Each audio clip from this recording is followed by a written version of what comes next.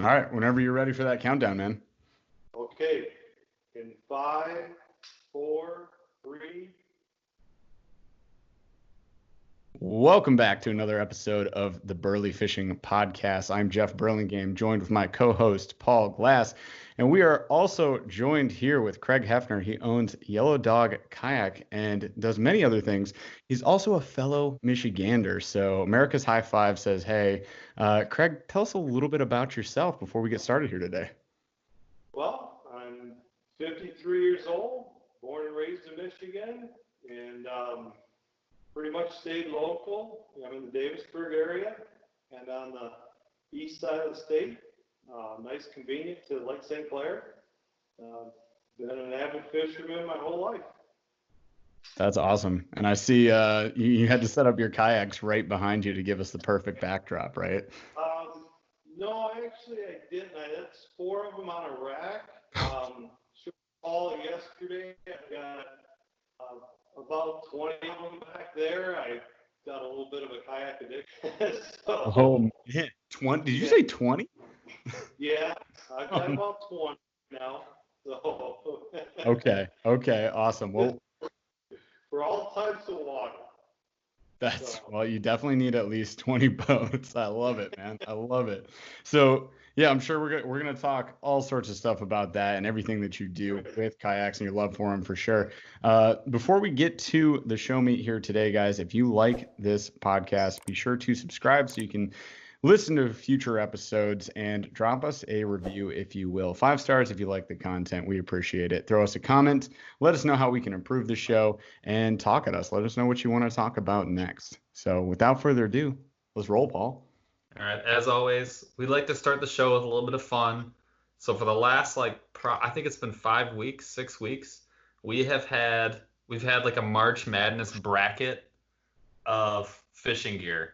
Right, so we've been pitting. I had a bunch of items ranked, pitting them against each other.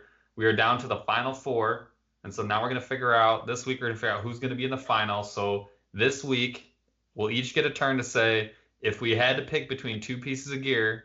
You got your boat completely packed out. You got like 1 ounce left. You got one thing you can pack. Between these 2 items, you got to pick one. Number 1 seed shades glasses versus number 9 water bottle. And this is your only water. It's not like you have other water. So it's either water or shades. Gotta be glasses. Easy. 100%. You got to see where you go, right? That's why. That's why it's the 1 seed. Yeah. I agree. Shades. Trounce's water bottle, which has been steamrolling people as the 9 seed. So number 1 shades in the finals. Hydration is important. It is important. But I will say, what's that? You can live on a day without water. You're not going to die. There it is. There you go. But you got to see what you're doing. So I'm with you guys 100,000% shades, which, I mean, number 1 seed, you know. Number 1 seed, man. It's number 1 for a reason. All right. The next matchup, number 6, baseball cap versus cellular telephone. Oh.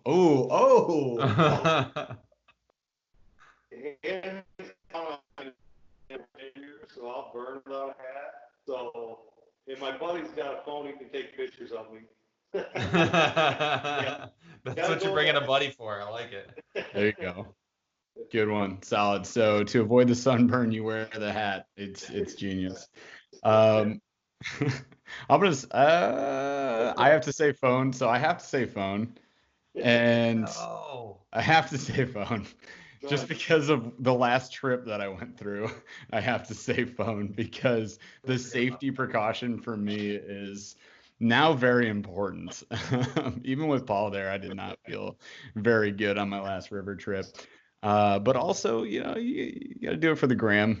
It's kind of what I do now. So, yeah, it's a tough one, though. I'd pull the hood up. I'd be wearing a hoodie and just sweating. I would just be pouring sweat all day. Put a buff on. Yeah. Yep. There you go. Be a buff and a hoodie, and I'd be just drenched, and Paul would be laughing at me. But There's absolutely no way I'm going phone. Maybe it's just like on principle, because I would go Renegade. No way. I'm not going phone. There's no way. I don't like it, but yeah, hat, 100%. I mean, I believe it for you. You got an Instagram like this month, right? So Yeah, I've got 7 followers or whatever. So yeah, hat. I didn't more than 0, 7. no, 8. There's no there's no way. About to be more. Go follow. What is it? Paul_J_glass right meow on Instagram. Everybody listening. Please do, so you can see no pictures of me when I choose my hat over my telephone. Now you have 10 followers. Yeah. All right, so that was the good stuff. So we got hat advancing. So it's going to be hat versus shades next week. So, start sharpening your arguments. I mean, I think that's still easy for me. We'll find out. We'll find out. We'll see. All right, so next portion of the show, we always do a weekly check-in. We want to see what folks have been up to for the last couple of days since our last podcast. Jeff, what have you been working on?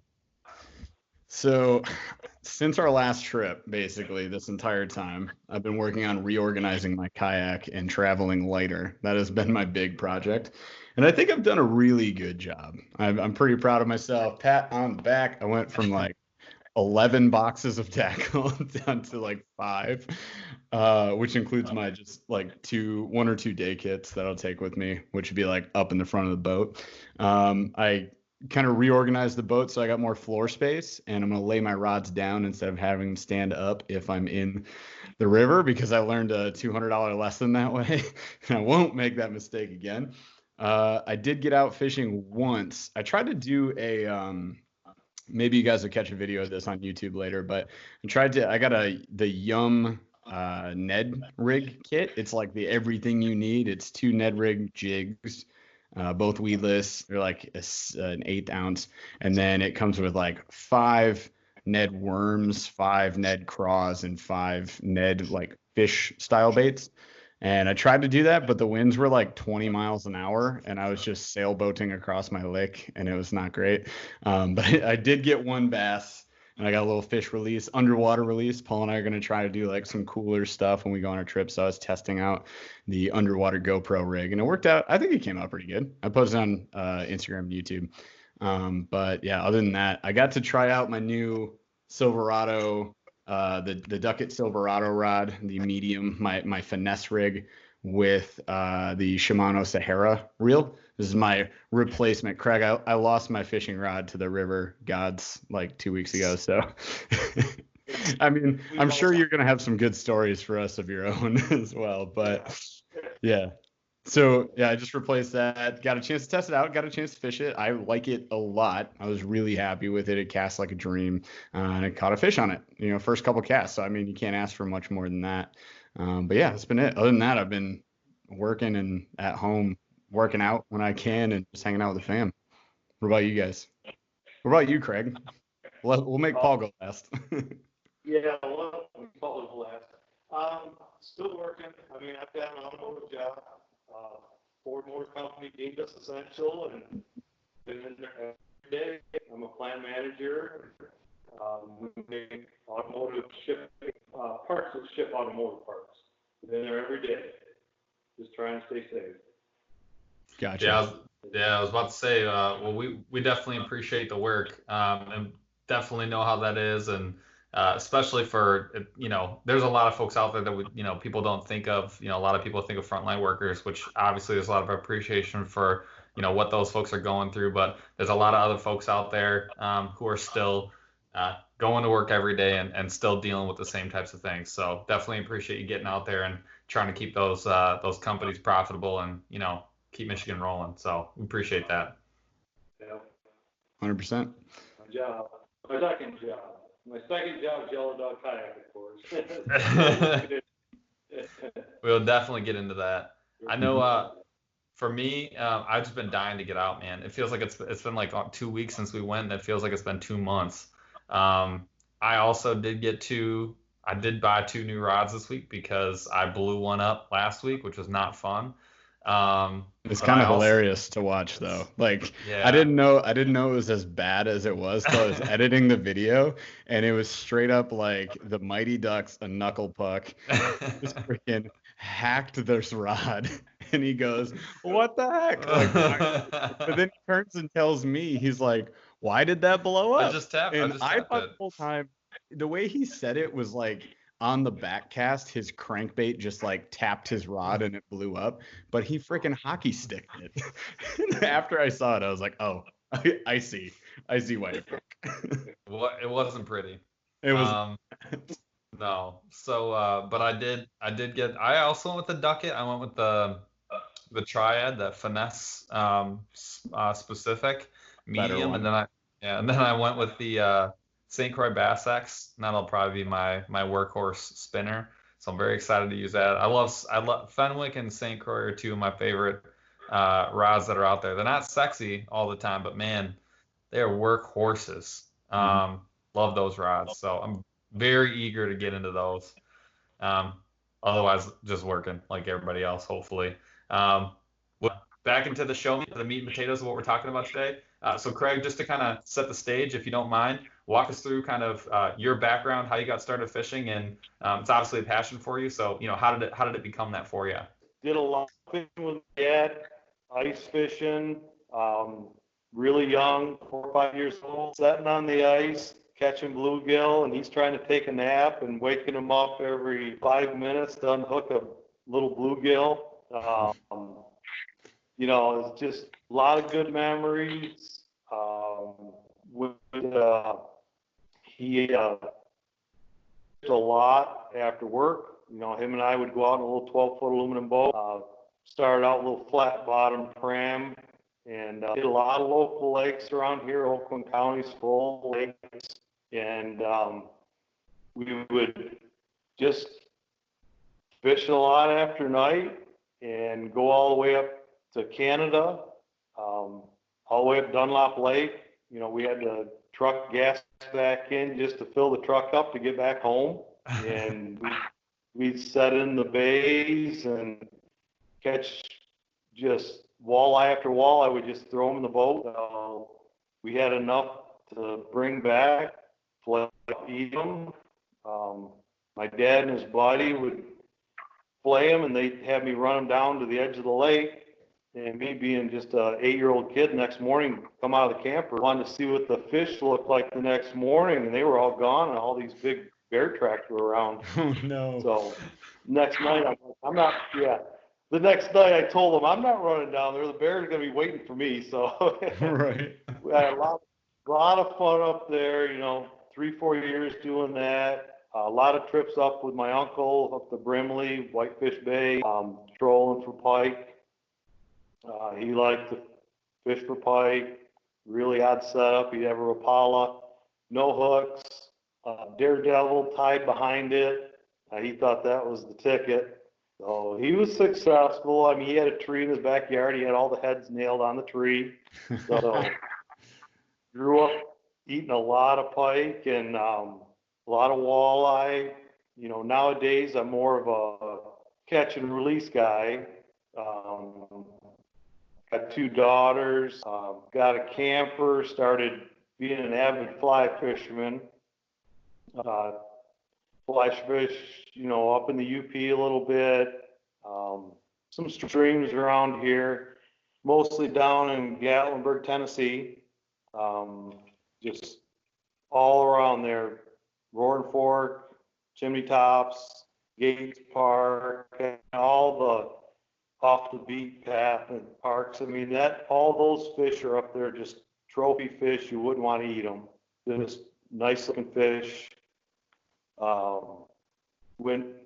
Had a little bit of trouble with some wild hogs one time, but avoided that. So I think I ran across some moonshiners one time. I had my little Zuma scooter.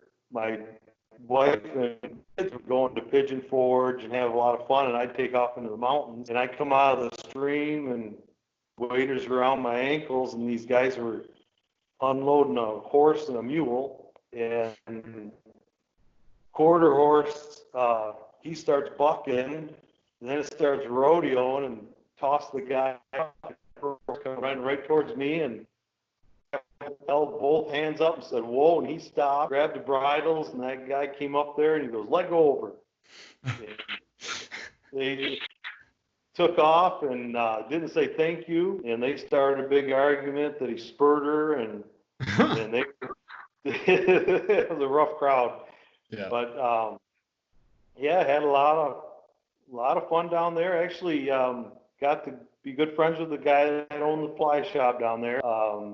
A guide wanted to fish with me, and I said, I don't have the money to fish with a guide.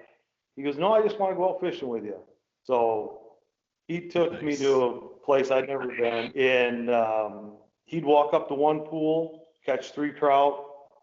I got the next pool. We just did that all day. Well, we come into the fly shop at dark, and the owner of the fly shop was still there. He was ready to call the searching all the police. He said, where the hell are you guys at all day? He said, that boy pulled the trigger all day. He wouldn't come off the water. That was a lot of fun up there or down there in Gatlinburg. Did a lot of fishing. Went to Breckenridge, Colorado. Didn't do any good there. Went to Durango. Guy from the fly shop, of course, says, go right behind the police station. I'm like, there's no way. Went in there. I could see the police station. One after another cast was just a cutthroat trout. Waders, of course, had a leak, of course, and my feet got so cold I couldn't walk out of the stream because I wasn't leaving that stream without, being froze half to death. So, yeah.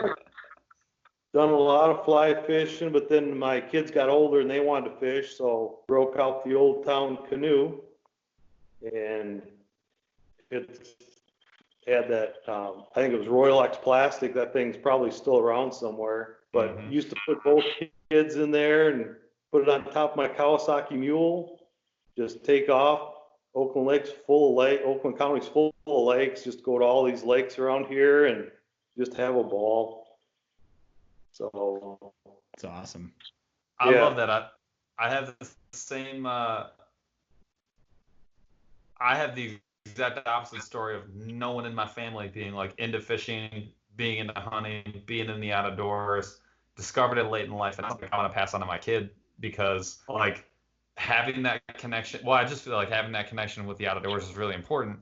But I also want to have that connection with my kids where I can say, where I can give that experience, but obviously also like share that with them. That's something that's just an amazing thing that I feel like one is lost on a lot of people, but it's something that I want to start as a tradition in my family. Yeah, 100%. It's something that Paul and I are really passionate about, and we're both dads at this point, so we got an opportunity to do so. My daughter, who is about to be 7 next month, she's not like gung ho into it, but we've been dabbling in taking her on trips, shorter trips, to let her, do whatever she wants to do. Like we'll usually focus on going on a hike or whatever and just have some fun with it. But it's been a good experience. And the other day she said, Dad, take me fishing. And I was like, yes, I did a thing. I did the thing. That is great. My daughters always remember we go up to the Asabo for 2 days, 3 days, and pack all our gear in the kayaks and go all the way down to Rainbow Bend campground, throw the kayaks up on the shore, pitch the tents. They'll never forget that. So that's awesome. Love it. Yep. So what was your you've always been kind of an Old Town enthusiast, right? Like kind of started with the canoe. What would you say was your first serious fishing kayak? It was the Old Town Loon. That was the first real serious kayak. Yeah, bought that in 2005. For folks who don't know, that is like did you have the 10-foot? No, I had the 12. That's the sit inside, right? Sit inside. Yep. Mm-hmm. That's all they really had back then is sitting sides. Yep. So, yeah, I hooked up a plate on the front, had a fish finder mounted in the middle, and a rod holder off each side, and put my transducer. I glued it down to the inside of the kayak. Throw the option. Yep, and ran a battery, had a little anchor trolley, and man, I thought I was the shit back then. That is. Let's pause there for a second. This is 2005 that you did all that. Yep. That is rigged out. That is not seen. That is an insanely rigged out kayak. Just to put some perspective here, like when did like Yak Attack and all the DI or the done for you rather like brands of kayak accessories come out? They don't really get popular till like the 2010, later than 2010. So you're like 5+ years ahead of the curve, man. I would say that's awesome. Yeah, and then I meet this guy named Dave Cameron, and he's the inventor of the Freedom Hawk kayak that had the outriggers that split in the back. So, I meet up with this guy, and he's got this sit on top kayak, and the outriggers come out. And it's just amazing. It just from that to what people have done is incredible. You had to rig everything yourself, which is still cool that people can do exactly what they want to do. So yeah, I mean that's one of the perks of having these boats, man. That's what I love about it. I know that's what Paul loves about it. He's way more DIY than I am, but like. Yeah, it's funny that boats have come to a point now where, like, Hobie, for example, kind of prides themselves in being a drill-free setup. Like with their H-rail system and like all the stuff, the accessories you can buy for it, it's already like pre-drilled and stuff. And to think about how far kayaks have come, I guess, at this point to be able to do that. But I would say like modding and DIY is probably a lot easier now. Would you say, Craig? Like, do you feel like some of these boat companies kind of build their yaks with the expectation that people are going to do stuff like that to it now? Absolutely. They, when I was fortunate enough to be on the pro staff when they came out with a Predator, and big shout out to pro staffer Lucian Gazelle. He was the guy that like, we have to put plates on here. So when we drill into our kayaks, we're just drilling into plates. Yes, and, love that about those. Yeah, it was like the first kind of mounting area where you could just start drilling into plates, not messing up your kayak. And it's come a long, long ways. Yeah, that's a big innovation. Yeah, for sure. Yeah. So we're talking about, guys, if you haven't seen it, on the Old Town Predators, there's actually a set. It's usually 6 plates, right, guys? I mean, Craig, you would definitely know. Craig works pretty much exclusively on Old Town, so he's going to tell us all about sweet Old Town stuff and try and talk Paul into it. But yeah, so if you guys are watching on YouTube, you see Craig's Predator right here. So that's the MX right there on top. Yes. Yep. It's a mounting plate here, and then you've got your mounting plates here. These are all different mounting plates that I've experimented with. And then here, a factory mounting plate. And, then your PDL is the same way. Your PDL's got this is all modified with, I don't know what that is. Let's not talk about that. Is this a prototype? Are we not supposed to know? Well, no, it's, so I carry a lot of rods. So yeah, I carry too many rods. I sell them where they hold 4 rods typically, or 3 rods. But kind of like a golfer, you wanna have the most rods for what hole you're fishing, I guess. Every occasion. I feel you there. And so for folks that don't know, or folks who are not watching on video, what Craig does is he makes these really neat honeycombed rod mounts that fit right inside, right behind the seat in the Predators. That's actually how I found out about the company back when I got my Predator MX. They didn't have any rod holders. They had tip protectors in the front, and you could shove the rod under the seat, but it didn't have built-in rod holders. And I was, thinking about, man, if you're watching on the video, you can see it. They still have I don't think they have them anymore, but they've got the older Predators still have the rod protector in the front. But you could either shove them under the seat or you could bungee them right next to the seat. But yeah, Craig had this sweet product. It's a nice, lightweight, honeycombed out, 3 vertical rods, all plastic, great price. And honestly, probably next to the drag chain that I've put on my kayak, and maybe the trolley anchor, easily the most used piece of equipment that I no need to change on my boat. The ones in the rears, since you're removing the plate when you install it, those plates that we were talking about, it's got a Scotty mount right inside, so you can drop in your accessory right back there. So even though you're losing the plate, you're gaining what you would have put in anyway. So that thing is awesome. I love it.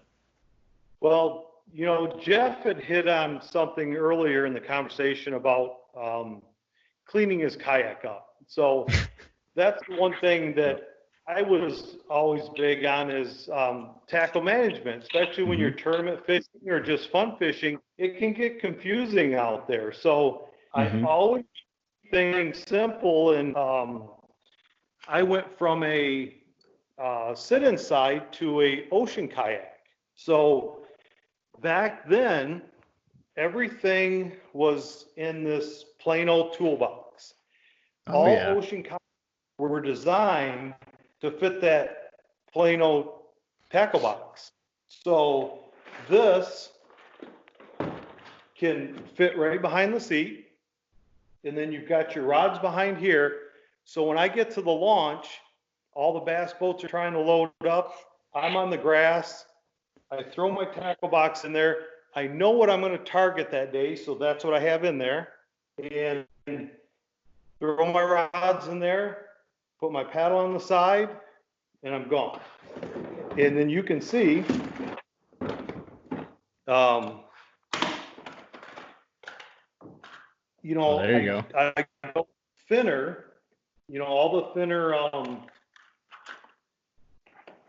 you can still put body baits in there, but you can put a lot of gear in this little marine box from Plano, and then you're not digging through a crate. I mean, I'm not opposed to crates, but this is how I always do it. I can pull this out, put it in my lap, go through what I need, and then throw it right back behind the seat.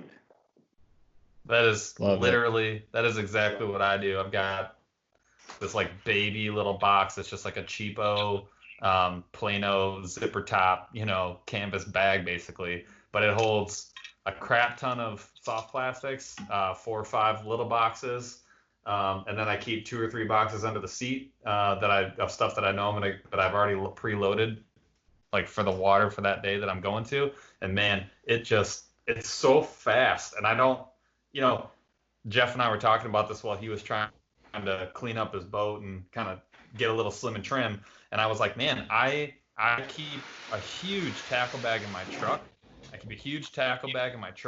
keep 2 boxes of the 2 boxes under the seat.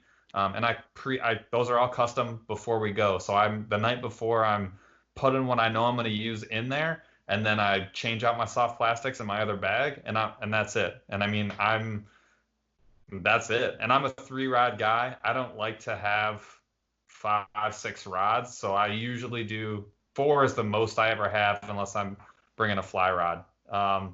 So that's it. And that, again, that just simplifies things. So when you're out there and you're like, oh, should I have my X, Y, or Z bait caster? I'm like, well, I got 2, so it's one of my 2.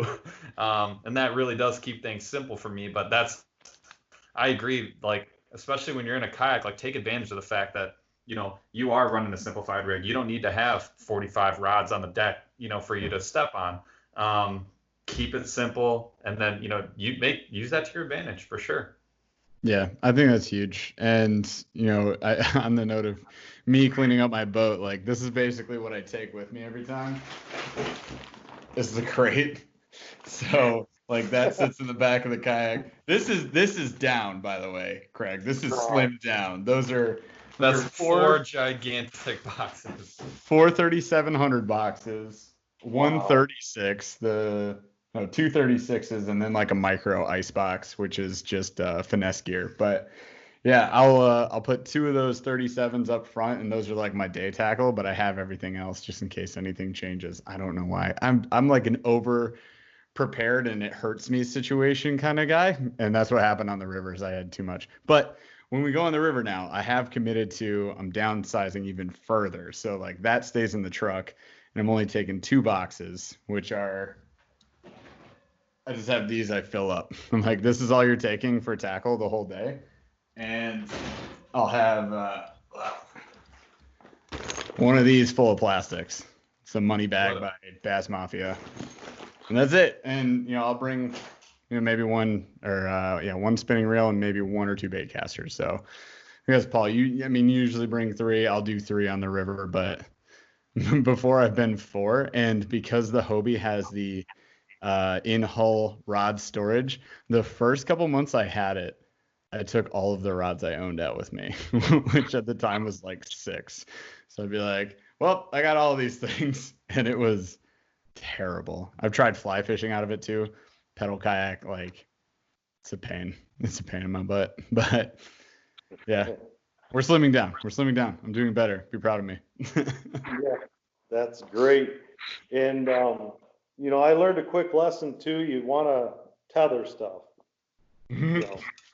Keep stuff tethered. If I can, I know you have your schedule here, but if we're going to talk tackle management, we need to talk tethering too. I mean, I've lost some things and don't even want to talk about it. Let's go straight to the tethering, because I'll be honest with you, Paul's against it.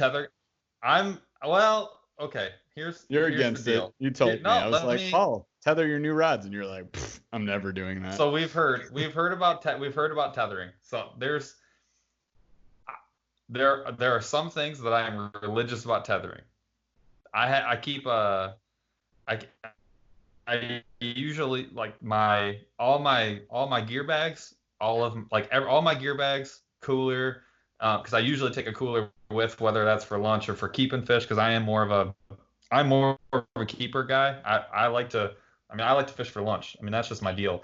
I usually have ice in the back, but anything that's in sealed storage is tied down with with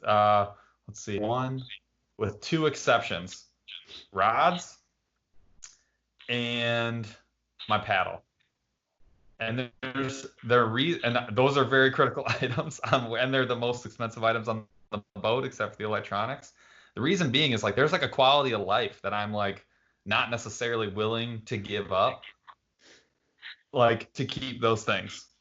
Here's what you're not thinking about, though. You can tether the rods not in use, and then you untether them when you use it. And that's what I wasn't getting across to you. I was like, dude, because what happened, I lost the rod that was behind me. I wasn't using it. I was just going through a pinch point where the logs were laying across and a tree was overhanging, and it decided to grab my rod and just say, well, later, and ripped it out of my boat. But if I had it tethered, I would have probably been able to get it back. Because it fell right out of the tree. That's fair.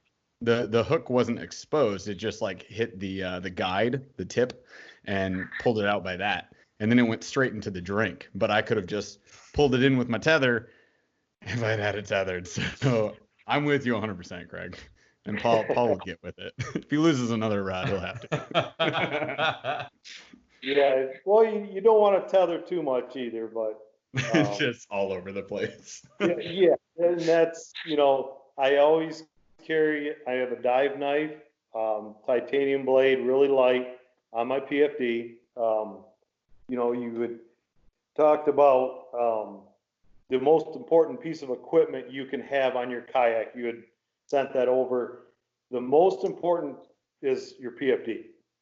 I've seen too many people out there. Out on Pontiac Lake, ice was off. I'm in my Kokatat suit. It was sunny day, still cold. Water temp, air temp was under 120 degrees. Guy comes up to me in a sit-in side. Don't want to name the name. It was probably a sun dolphin or something. I don't know. And he says, "How's the fishing?" I said, "Not very good. Just out here playing around." And I said, "You got a PFD?" He says, "Oh yeah, down here by my feet." And I said, "Put that on for me." And he said, "Sure." And I said, "Go over to the shore, paddle all around the lake next to the shore." He goes, "I didn't mean to bother you." And I said, "The water temp is 38 degrees.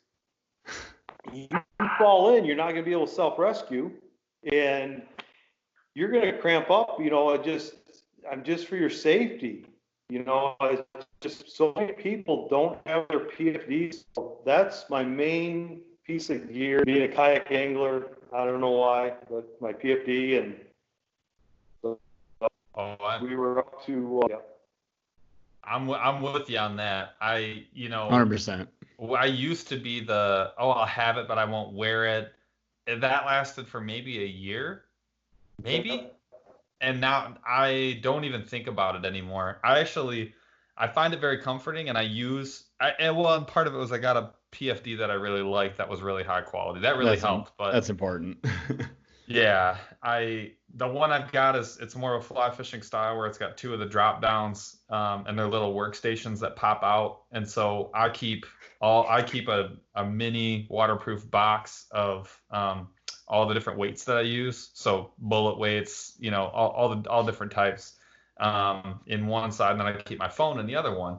And I also keep my it's got a nice little plyo holder. I keep my pliers in there. Like I use it like as in lieu of like having, everything zingered to me all over the place. And so, it has become one very like utilitarian, but while at the same time, like I feel a lot better about like having it on, even if it doesn't matter if it's 80, like it is something you should just, if the air temp is 80 or whatever, and the water temp's 75 or whatever, you really should always have it on. 100% agree. And we did a kayak only episode, and that was one of the things we talked about is, it's one thing to have it in the boat. It's a totally different thing to get something that you're going to wear 24/7, which is what I do. Right. Yeah, we were up to Glen Arbor. We used to the Kayak Michigan Kayak Fishing Group that existed back in 2010. Dan ran it. Lucian was on it. We would go up to Glen Arbor and fish for salmon. Well, a bunch of guys came up there. They were going to launch when the waves were high. The one guy went out there and rolled his kayak right away in the heavy waves. And he come tumbling in. Well, all his big lures he had stuck right in his back because he had his kayak rods behind it. Yep, they were all dug into his back, and lines out, rods all over. Grabbed his kayak, and I pulled my dive knife out and just went across every single line, cut them loose. Yeah. Wow. Yeah. Holy crap. Yeah. Oh no. The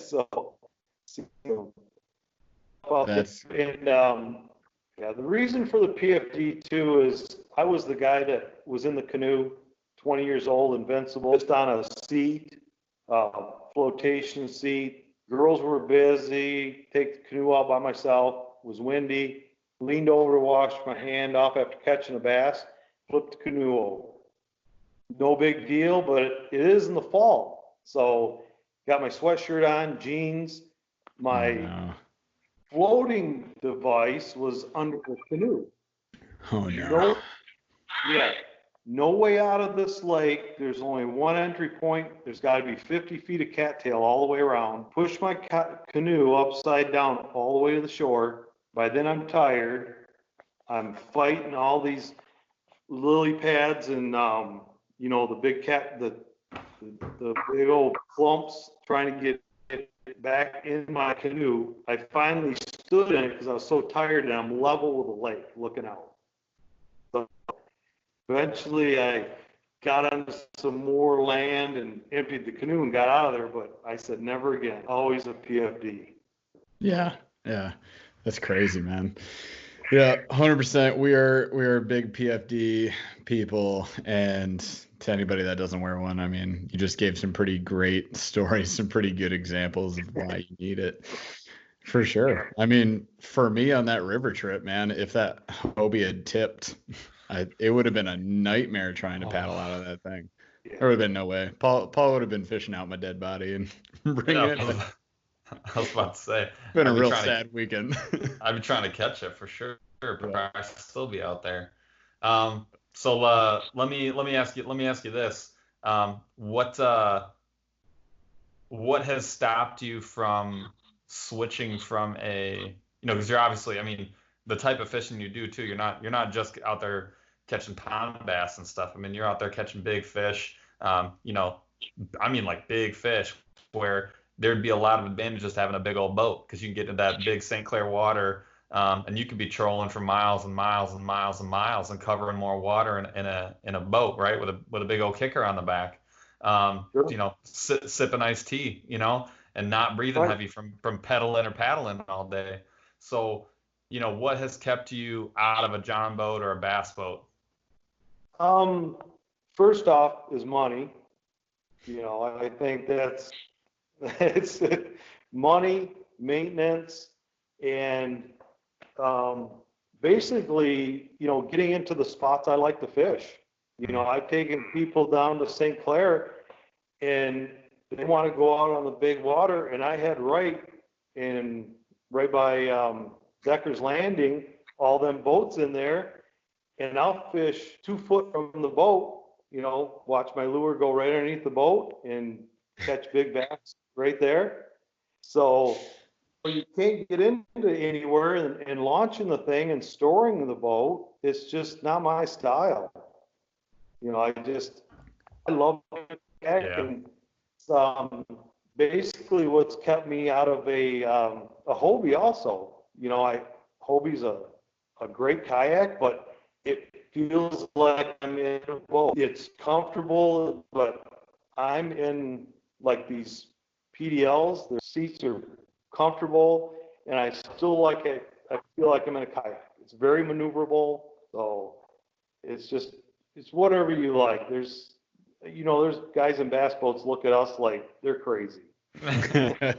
Well, I was on St. Clair 2 or 3 years ago, trolling, and I don't know if I told you the story or not, because we chit-chatted before this, but I was in my Predator, and it was windy as heck, and our place is in Stony Point, Ontario, so the Canadian side, and there's a nice migration shelf, like maybe 150 yards. It moves with the depth of the water, but right where it drops from around 10 feet to about 14 feet, you just get a ton of walleye in there, and they're just using that as migration. They're moving through the river, and you'll see on a windy day, cloudy day with a chance of rain, you'll see 150 boats going back and forth, right? And they're all trolling for walleye.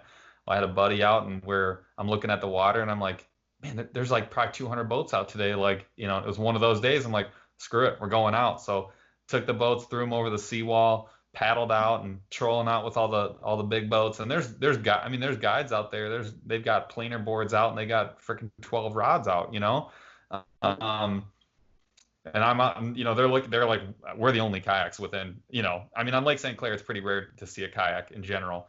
And I'm paddling my keister off, and no one was catching anything. I'm looking at every other boat, just like every other guy is, waiting for someone to break the net out, and no one's reaching for the net.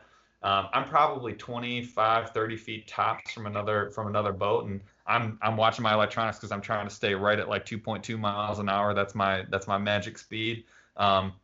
And I'm dragging a plug behind me, and then I'm dragging a bottom bouncer on the other side, and all of a sudden the one with my plug just the rod just right angles, and I'm like, whoop, and like the whole boat turns. I'm like, there's no question I got something on, and I start reeling it in, and I see the shape, and I'm like, oh, it's a pike. So I'm all excited because I love pike, and I keep reeling in. I'm like, dude, this is taking me like 5 minutes to reel this thing in, and I realized it's a muskie. And it was it was a big old muskie too. And I finally get it in the boat, and man, I swear to God, I knew I couldn't keep it out of the water long, but I was raising it up for every single one of those other boats to see. I'm like, cook it on. Yeah. You never know what you're gonna pull out of St. Clair. Oh yeah. Or where. I mean, it's amazing how, I know a lot of the smallmouth guys that are out there. So for people who don't know, Lake St. Clair, feeds Erie, split between Canada and the U.S., so right by the thumb of Michigan. And,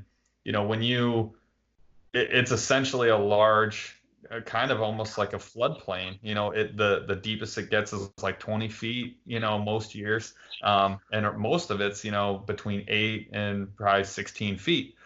And there's a ton of variation, sure, but it's kind of an open plain. And a lot of the smallmouth guys will tell you, you find a couple boulders, you find yourself a couple fish, and that's true.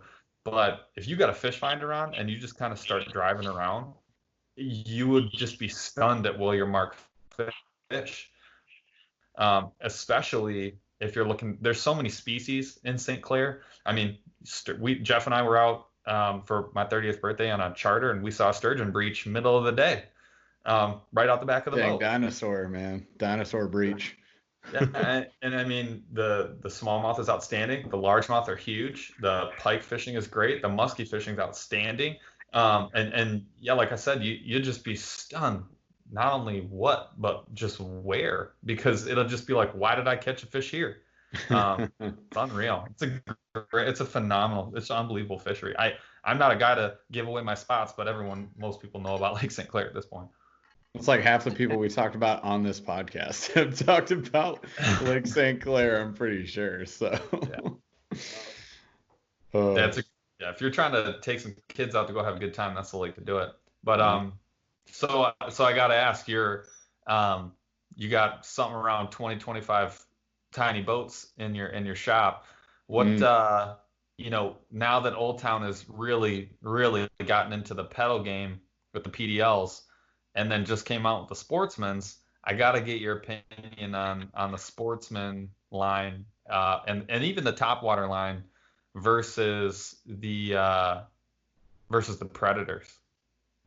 Well, so you've got the Sportsman line. It starts out as the 106, 120, 135. The 106 Sportsman is your topwater. It's just been tweaked a little bit with some extras. Sportsman 120 is your 12-foot topwater, and then your 132 Sportsman is your Predator 13.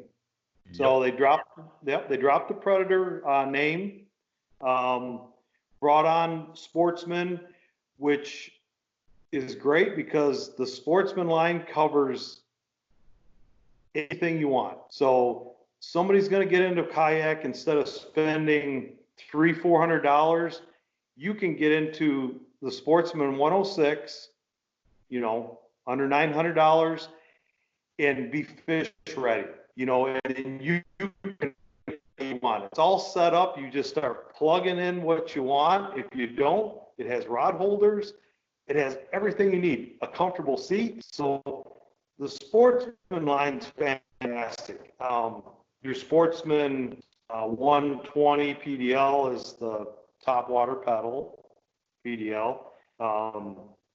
Then you've got your Sportsman PDL, which is like the PDL you see in the background. Then you get into your Sportsman autopilots, which that thing it's crazy. It's literally like having a bass boat. There's everything there you need. You can put in a GPS location, set back, drink your coffee, and it'll take you there. Or it'll keep you on 5 foot of water. The lithium batteries they have now, they'll last all day. So what they come up with that autopilot is just blows my mind. They've covered everything. I'm a big Old Town guy, like you know, and the quality is always there. Warranty, you've got a lifetime warranty on them. So, and the hull designs are top notch. So that's why I like that. I like that boat, and I like that they came out with a Sportsman and encompassed everything to keep everybody happy. Oh, and they've got all your hookups to the power pole. They've got the big upgrade. It doesn't seem like a big deal. The having the console, that little flip top water splash proof console, dude, that is such a big. Honestly, that's a reason to not buy a boat that doesn't have one these days, because when you've got that, it is such a big deal. Yeah, and kayak anglers get it. I mean, those guys at Old Town, they've got a great pro staff, and they listen to everybody. And like you say, all the little things, we went over plates and different things. They get it, and they tailor to the kayak angler. Mm-hmm. And they'll listen. So anybody can call up or email them, and they love that. So I'm gonna reach out to them on one thing though. Man, the not having a straight like traditional camo color is just killing me. Because I want to take mine duck hunting.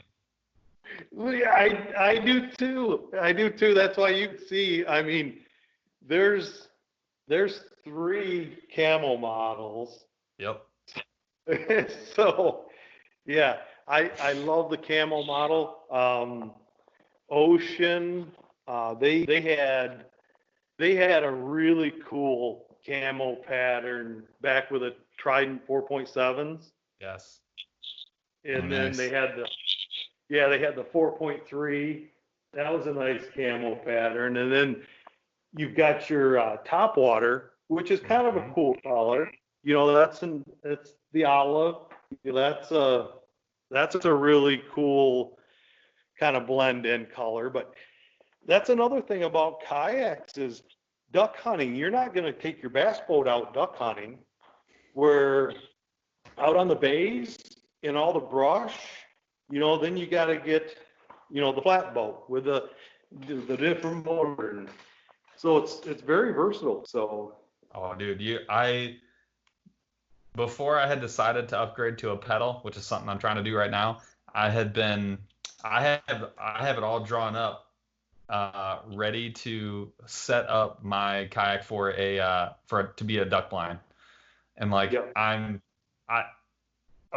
it's eating me alive that I don't mind using a canoe later on this fall, but it's gonna just be, I don't know, that's one of the things that's killing me about the whole pedal transitions. Like, there's not really a nice, there's one, you can go a Hobie and you can get like a decent camo.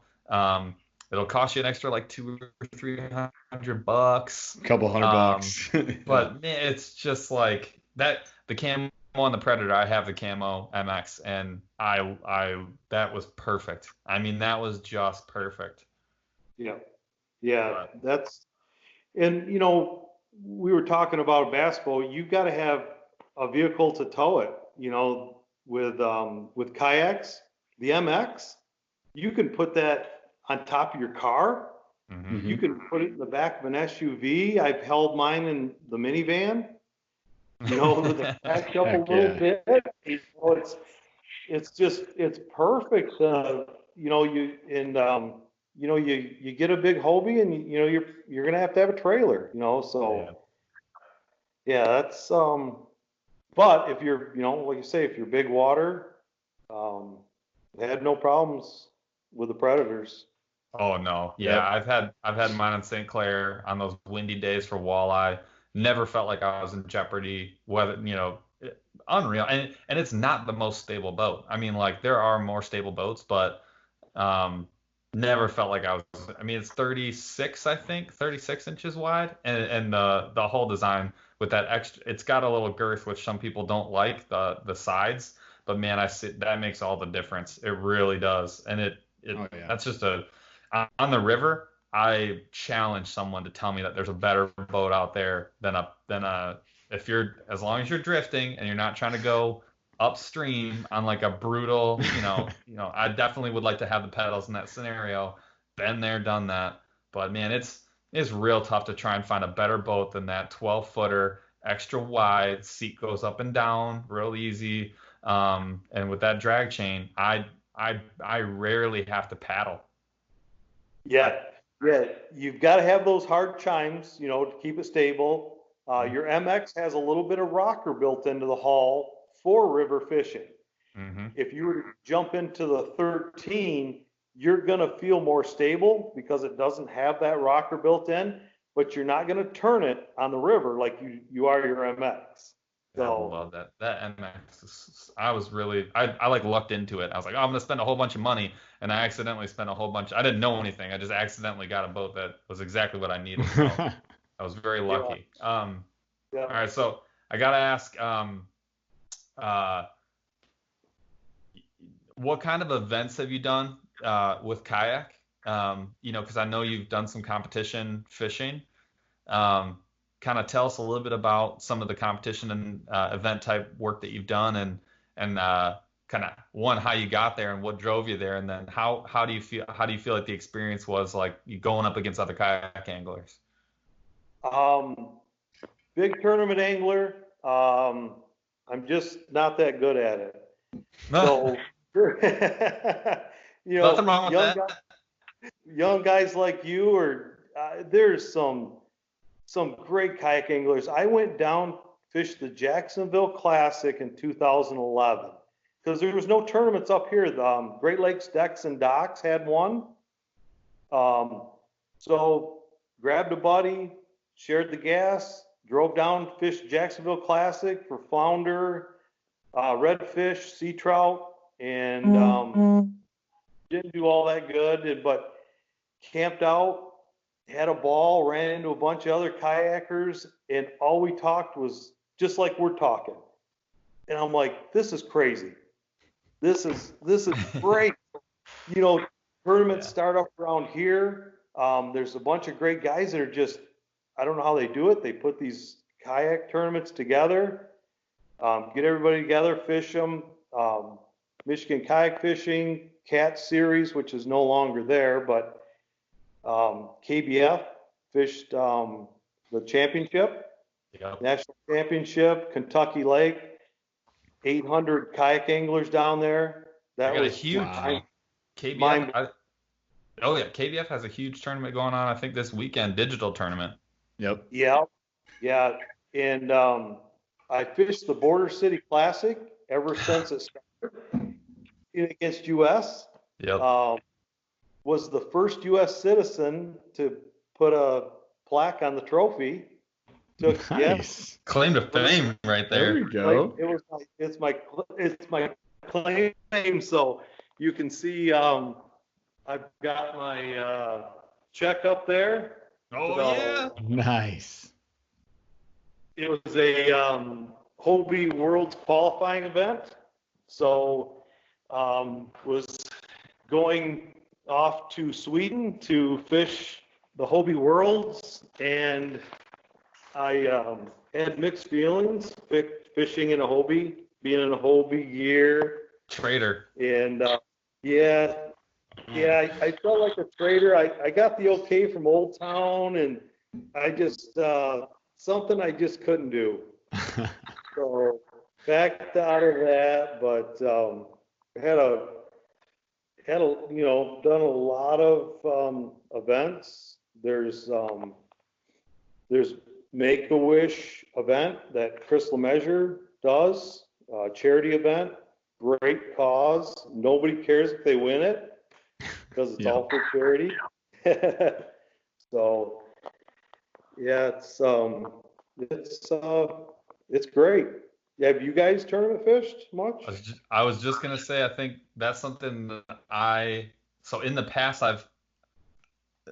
I have like stayed away from it because I've always felt like it would ruin what I've always appreciated about fishing, which is essentially being by myself and trying to it's the same. I hunt on my own. I like to be on my own. I like to fish with like one or two other people, but like for the most part, it's like it's a very personal thing. So when I look at turning it into a tournament, I'm like I'm so competitive. I'm like, dude, that's gonna add an element that I like do not want in my fishing. Like I do not want that side of my brain active at all. Like please don't bring that in here because that's a lot of negative like energy that I do not need out on the water. But the more that I talk to people about it, the more I get that vibe of like as long as you're not gonna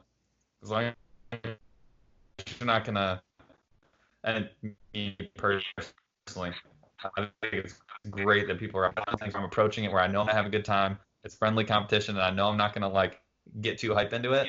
It is something I think I really want to do, and especially for something that's like like the tournament that's the digital tournament this weekend. That is for charity. That's to support frontline workers for COVID and things like that. To me, that's something I can enjoy, and that's something where I would enjoy the total experience, especially if it's like a trip. I mean, Jeff and I, that's like our go-to is to like spend too much money for like a weekend trip, eat a ton of beef jerky, and go have a good time. So that's something I think that's something that I think we're gonna have to start getting behind a little bit. I mean, I've been egging Paul on for this for a while, and he's been heavily opposed to it. And I also played rugby with Paul in college, so I can see the competitive nature that he's worried about sneaking into fishing. Like, I know exactly what he's talking about. Hopefully that doesn't come out, but yeah, I've been egging him on, so hopefully we can get ourselves into some kayak tournaments here. That would be pretty sweet. I had a thought when I owned a John boat for 1 year that we would like build a deck onto it and do some John boat tournaments, but I quickly dashed all of those dreams when I was like, I don't want to be a boat owner. Paul did the same thing. We both had small boats for a little while. Like, was yours was like 14 as well? Like I had a 14-foot deep V with a 58 Johnson, the old one that doesn't have the pressure. It's a 2-line, so you got to pressurize tank. I had the oldie, man, and that was, you want to talk about DIY? I did all the Ys. I did every Y on that boat, man. Yeah, I did none of those Ys. I just went why do I have this boat, and I got rid of it, and then we focused on the kayak from there on forward. So I sold my boat and then added like the power pole and some new set of wheels and like all sorts of stuff to my Hobie. So, which, as you're saying, like the Hobie versus Old Town is so hilarious for me because Paul's obviously got his Old Town. I had the 13, the Predator 13 that was my first real kayak. I had like $100 kayak before that, I was sitting inside, but my first real kayak was the 13, and I love that boat. So I'm with Paul on that too. And I mean, I did kind of go to the dark side because I switched to a Hobie, but I blame Paul. I didn't even know the Pro Angler existed. Paul showed me it, and he was like, dream boat. It's amazing. Look at this amazing boat, and you need it. And I was like, cool, let's go look at it. And then I walk out of the store with one in the back of my truck, and it was Paul's fault, 100%. Incredible. Yeah, I have many feelings. I am definitely a DIYer. I like to figure things out. I feel like it's the best way to learn something. And, not that I've done everything perfect on my boat, because I definitely haven't, but I learned a ton doing it. And, just like time flies, when you do something yourself like that, the first time I tied a fly and caught a fish on it was like the coolest thing. I just lost it. I'll never forget it. And then the first time you got a deer, saved the bucktail, tied a fly with it, caught a fish on it. It was like Incredible. Yeah, that definitely scratches an itch for sure. So the Old Town appeals to me in a big way there because it's definitely it's a blank canvas, and I've said it many times in reviews and stuff when the openness of that cockpit, even the old Exo Ridge deck, it really is a blank canvas, and you can kind of make it your own. Not that any kayak isn't, but the Hobie it's a really nice boat. It's hard to walk away from, but man, if you're not looking to spend 5 G's just for the out of the box, man, it's hard. 3,600. 3,600. Oh well, if you're getting a 360, don't do it. I just they are great. They have their. I'll probably end up in one, but I will. Man, that Old Town. I know like Bonafide's making some nice boats, and I like some of the open cockpits that people coming up with, but dude, there's nothing like that steady Eddie, rock solid, customize it and ride it for your life, dude. Hard to beat. Maybe I'm just a curmudgeon-y old dude, but I freaking love that boat, man. I do, and it comes in camo. Don't discount that. All those other boats, they don't come in camo, so. Oh man. Paul's having. It's like riding Harley. Oh yeah, Paul's got this inner turmoil right now. Where he's got the devil on one shoulder and this angel on the other. He's like, "Sell your MX. Don't sell your MX. You need to keep it." Paul's like, "What do I do?" I need and pedals. I'm like, I really want pedals. I gotta get into a PDL or a pedal, because that this is I definitely. One of my questions I had on here kind of at the end, I know we're running low on time. I don't want to burn everyone's night, but one of the things I had on here is, how do you, kind of what do you tell people to look for in a kayak? And I think one thing that we've always talked about trying to push people towards is, look for the things that you can't, it's like buying a house. Look for the things that you can't add in yourself, right? You can't add stability, really. You can't replicate like a really rock solid steady hull. You can't really, I mean, you can mess around with the seats, but a really high quality seat is something you pay for. And almost everything, and then space in a kayak, you can't, those are things you can't add. You can add almost anything else. You can add pockets, and you can add rod holders, and you can add electronics, and you can add waterproof storage, and you can add anchors, and you can mess around with all the rest of it. Those are things you can't add into it. You can't really add a basement to a house. That's a foundation problem that you're gonna have, right?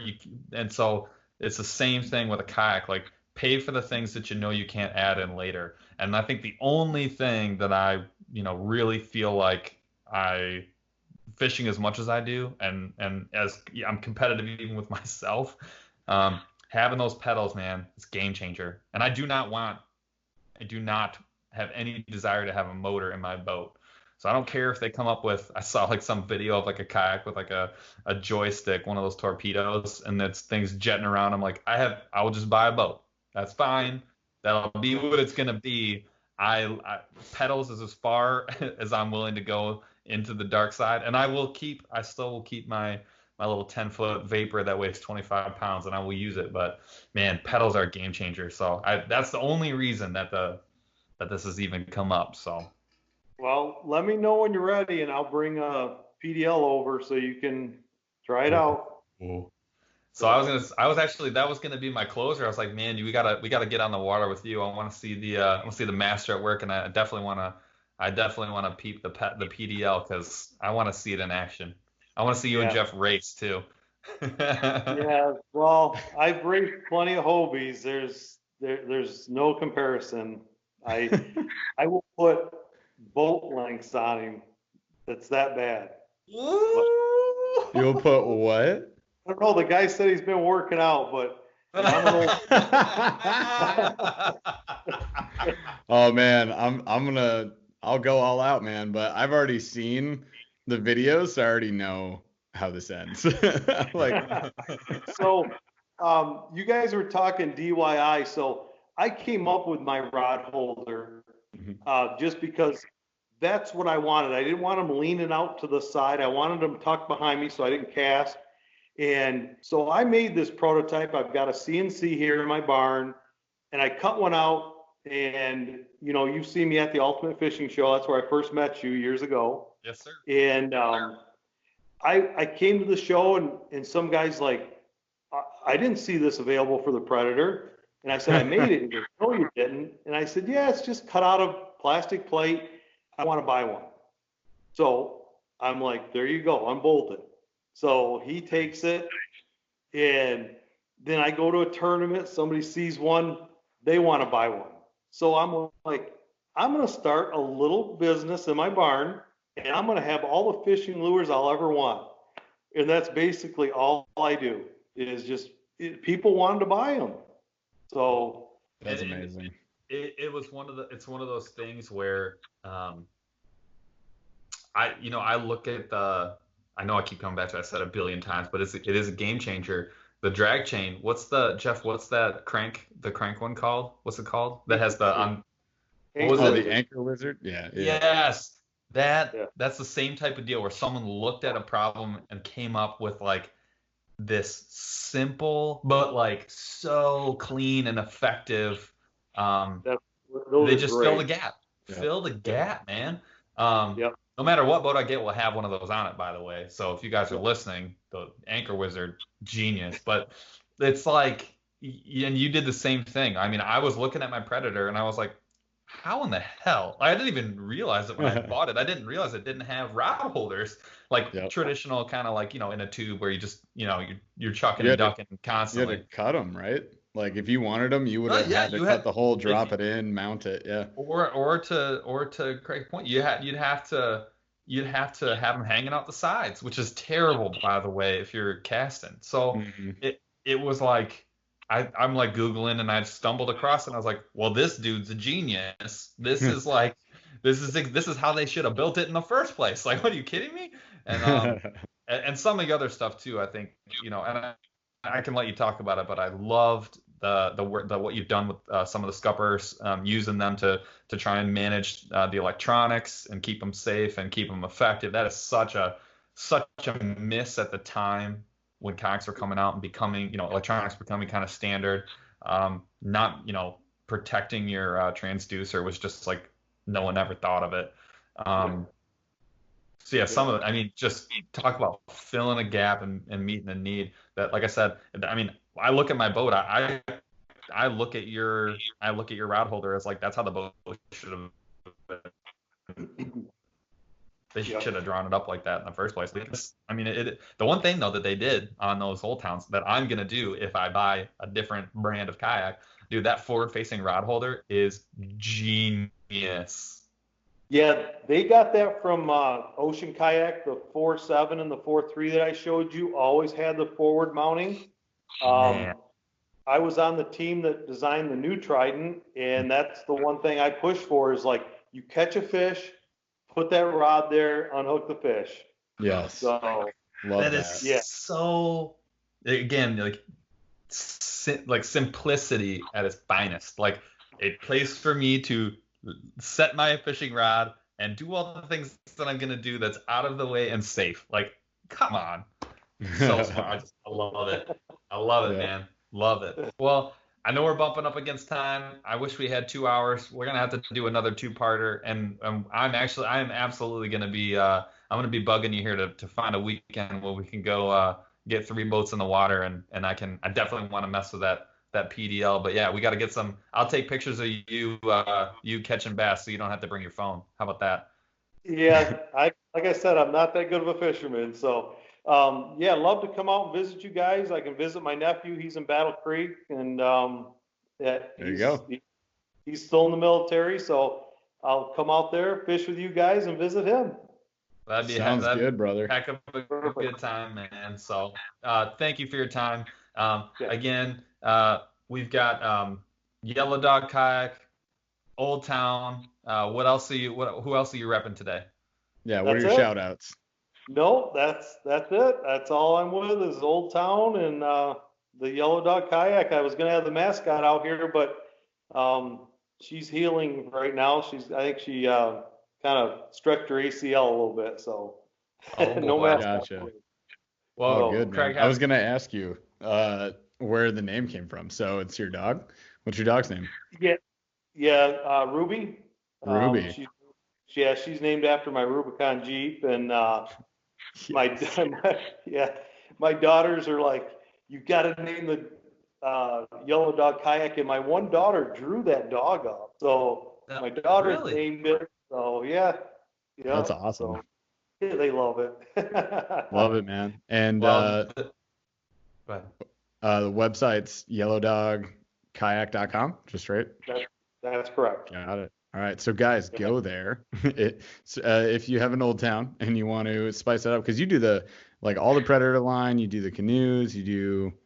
Yep, I do the next canoe rod holder. This is a prototype for fly fishing.